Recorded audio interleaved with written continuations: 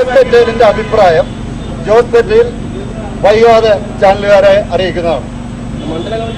മണ്ഡലം കമ്മിറ്റിയുടെ തീരുമാനമാണ്. മണ്ഡലം കമ്മിറ്റി അങ്ങനെ ഒരു തീരുമാനം എടുത്തിട്ടില്ല.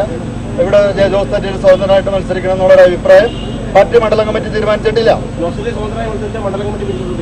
അത് പിന്നീട് വരുന്ന കാര്യങ്ങൾ ഞങ്ങൾ കൂട്ടായിരുന്ന ആലോചനത്തിന് ശേഷമാണ് അതിനെക്കുറിച്ച് ഒരു തീരുമാനം എടുക്കുള്ളൂ. ഞങ്ങളുടെ പാർട്ടിയുടെ സംസ്ഥാന നേതൃത്വം, അതായത് ഞങ്ങളുടെ സംസ്ഥാന പാർലമെന്ററി ബോർഡ് ശ്രീ ജോസ് തെറ്റേലിന്റെ പേരാണ് ഐക്യകണ്ഠേന നിർദ്ദേശിച്ചിട്ടുള്ളത്. അദ്ദേഹം ആ സ്ഥാനത്ത് നിന്ന് നീക്കപ്പെടുവാനുള്ള കാരണം എന്താണെന്ന് സംസ്ഥാന കമ്മിറ്റി ഈ പ്രദേശത്തെ പാർട്ടി പ്രവർത്തകരെ ബോധ്യപ്പെടുത്താൻ ബാധ്യസ്ഥരാണ്.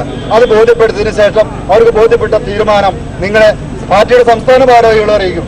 അതാണ് ഞങ്ങൾക്ക് ഈ സംഭവത്തെ കുറിച്ച് പറയാനുള്ളൂ.